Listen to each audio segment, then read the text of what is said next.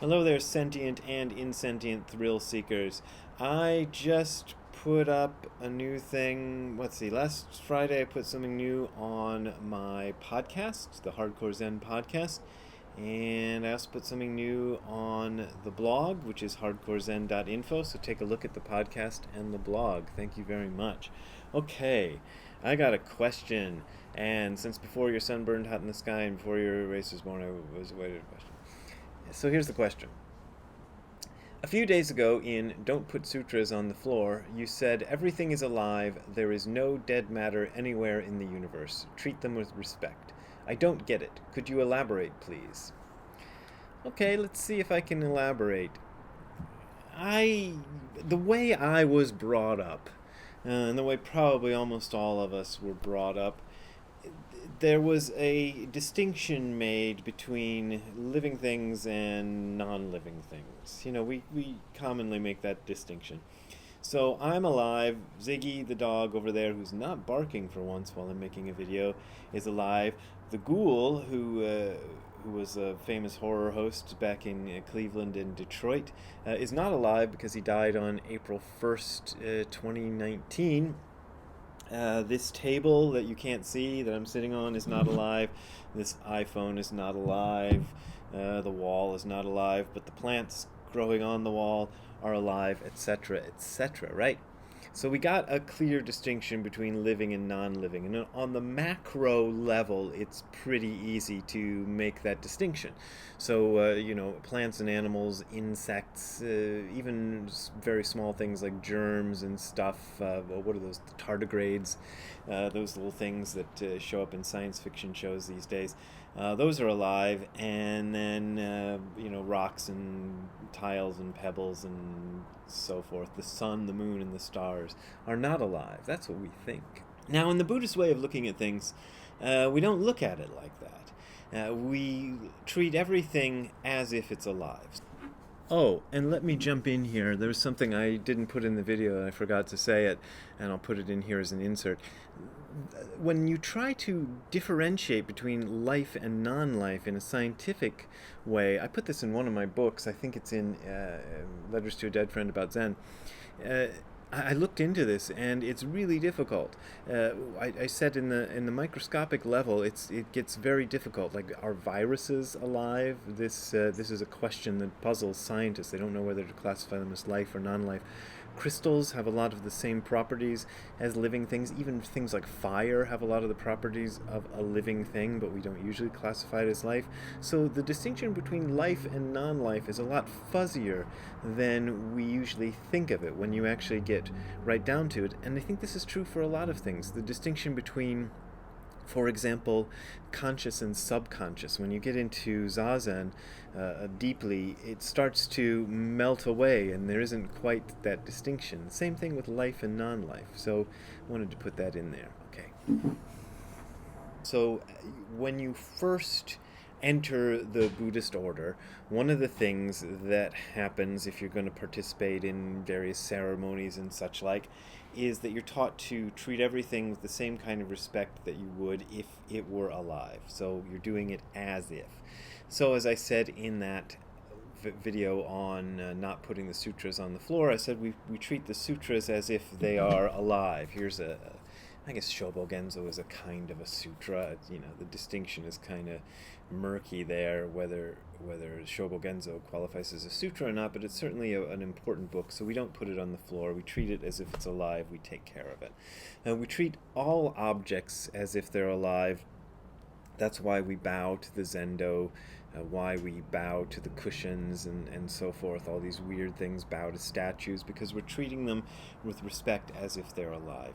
This, I think, is a good way to live, because I'll just give you my own personal experience in that I, in the past, didn't treat everything like it was alive. I was kind of a hothead in my youth, and one of the things I would do is I like to punch. Well, I don't know if I'd like to, but I often punched non-sentient beings, tables, chairs, guitars, pieces of my car.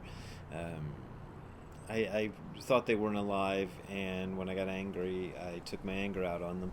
I think during my formative years, I never had a closet door that worked properly because I was always taking it out on closet doors, and then they'd get all wonky and then you couldn't open them anymore, and I'd be like, yeah, that's because I bashed it, 2 years ago or whatever, in a fit of rage.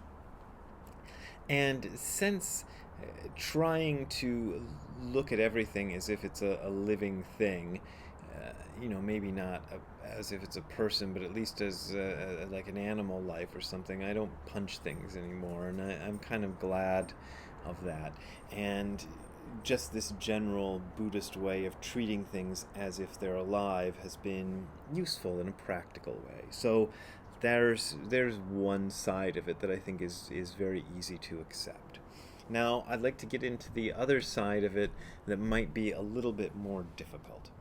So last night I had a dream, and in the dream I wrote a song called "A Guy Who Flies into the Eye." A guy flying into the eye of a... What did I call it? Hold on. A guy getting high and jumping through the eye of a hurricane. I said flying. Jumping through the eye is what I wrote. Anyway, when I made a demo of it, I just did a demo of it and I said flying through the eye, so I should change it to jumping through the eye. Anyway, I had that dream. And also, as part of that dream, there was a whole involved thing. This was part of a rock opera that I was trying to write about a guy who made more money than anybody had ever made in the world. He was the richest person in the world, and yet he couldn't save his anything. He couldn't save anybody with his money. He couldn't buy love with his money, and so he decided to jump through the eye of a hurricane on a parachute from a plane, and he might die from it. And that was my rock opera that I made up in my dream. But also in the dream, I don't know what to make of that. Anyway, also in the dream, I was, for reasons I don't know, trying to navigate my wife to drive a truck around the corner over to another building where we were going to take all the stuff off the truck, but the truck was already 3 days late from its rental, and there was something wrong with it, so I was like worried about what I was going to do when I took it back. Okay, fine. I also had another dream a couple of nights ago where I drove over some mountains, and the mountains were very vivid and real looking, and then lodged in a hotel, and I can kind of right now even picture the hotel and what it looked like. It was kind of, I don't know how to describe it, but I have a feeling of it in my mind. And then I got on a bus. I don't know why I didn't take the car that I was driving earlier in the dream to go home. And I could see all the things out the bus, the buildings and the towns that were going by as I was passing. Now, are those mountains that I saw in my dream, and the bus and the hotel and the truck that I was trying to get my wife to drive over around the corner, are those alive? Well, in a sense, you would say they were alive, or are alive, I don't know, or were alive, because in my dream I was creating them out of my imagination and projecting them, so they were parts of me. Well, Buddhism does this weird thing where it says, and Buddhism isn't the only philosophy that does this, a number of philosophies out of the East do this. They say that this world we're living in is the same sort of thing as a dream world. Dogen puts it in, what is it, a Shisho. It's called Certificate of Transmission. He says, Muchu to kakuchu to onajiku shinjitsu narubeshi. So the state within a dream and the state within waking consciousness are onajiku shinjitsu narubeshi would mean real in the same way, or reality in the same way. In fact, shinjitsu in Buddhist terminology can often mean ultimate reality. It's hard to say if he means ultimate reality. Well, of course, Dogen means ultimate reality when he talks about all reality. Even conditional sort of non-ultimate reality is ultimate reality for Dogen. So, okay. So the dream state and the waking state are equally real. So in the same sense that those mountains and the bus and the hotel and the car that I saw in my dream and the truck are alive by being projections of my livingness, we would say that everything that we handle or touch or experience in the world is also alive. Dogen likes to call it mind. Mind is the sun, the moon, the stars, and the great earth, he says. And he goes on to say that they are the sun, the moon, and the stars are the great and the great earth are mind in that they are exactly as they are, so that not changing them in any way. So the sun that you see up in the sky right now, well, I don't know if you see it, but it's up here above this this canopy thing that I'm under. That's alive in the way that it is right now, and it's not considered to be a dead thing. So there's no dead matter anywhere. But of course, in conventional terms, there is alive and dead. There's the old story about the monk who taps on the coffin where there's a dead body in and says alive or dead, and his master says, "I will not say." And he finally gets it when somebody says exactly the same thing to him much later in life and about his own master who's dead, and he says, alive or dead, I will not say, and he gets it. So a good place if you really want to get your brains twisted up about this living and dead thing is a chapter called Mujo Seppo. My teacher called it The Non-Emotional Preaches the Dharma, as you can see. I think a more standard translation of that title would be The Insentient Preach the Dharma, and I would think that probably almost everybody except Nishijima Roshi translates it that way. I wrote about this in my book, what is it called? It Came from Beyond Zen, that's the one. The second book of Dogen paraphrasings. But you don't need to read that at all to get it. I don't know if it really does much, but this chapter kind of talks about that. And so often we talk about sentient and insentient beings in Buddhism, and although a distinction is made, Dogen also says, let's see, in Sansui Gyo, this is the Mountains and Rivers Sutra, he has a line, Jiko Sure ni Ujo ni arazu, Hijo ni arazu. So the self is already beyond being sentient or insentient. So the self is the personality of everything. As my teacher Nishijima Roshi once said to me, my personality extends throughout the universe. He's talking about that. Jiko is talking about that sort of personality. There is a personality of the universe. This is maybe something weird to say, but I can say it from having had the experience of coming into contact with that personality of the universe and going, oh, it's the same as my personality.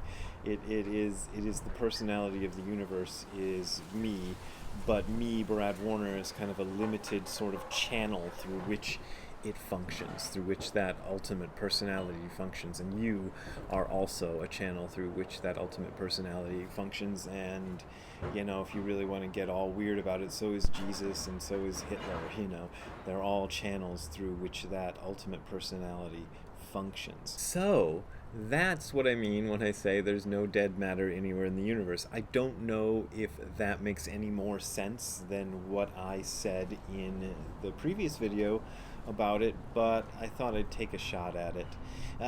So there you go. Also, I'm working on something new for the podcast, which is a series about Yuibutsu Yobutsu, Buddhas Alone Together with Buddhas, which is one of my favorite fascicles, articles, essays, whatever you want to call them, from Dogen. So I hope to get that up and started maybe this week. I think this week I'll have the first episode up. So stay tuned for that, and I hope you enjoy it. Anyway, if you want to support me, I put my fingers in the wrong place last time, so I'm going to say go to hardcorezen.info hardcorezen.info/donate. Did I get that right this time? So hardcorezen.info/donate is where you will find links to my PayPal and Patreon accounts. Those are my main ways of making a living these days, so I really appreciate those donations. But as always, this is offered for free, so you don't have to pay if you don't want to pay. So don't pay. But those of you who do pay, thank you very much, because I really appreciate it. That's how everything keeps going in Brad World. So we'll see you next time. Have a good time all the time. Bye. Here, Ziggy. Oh no, a confrontation. Ziggy, be nice. He's your landlord.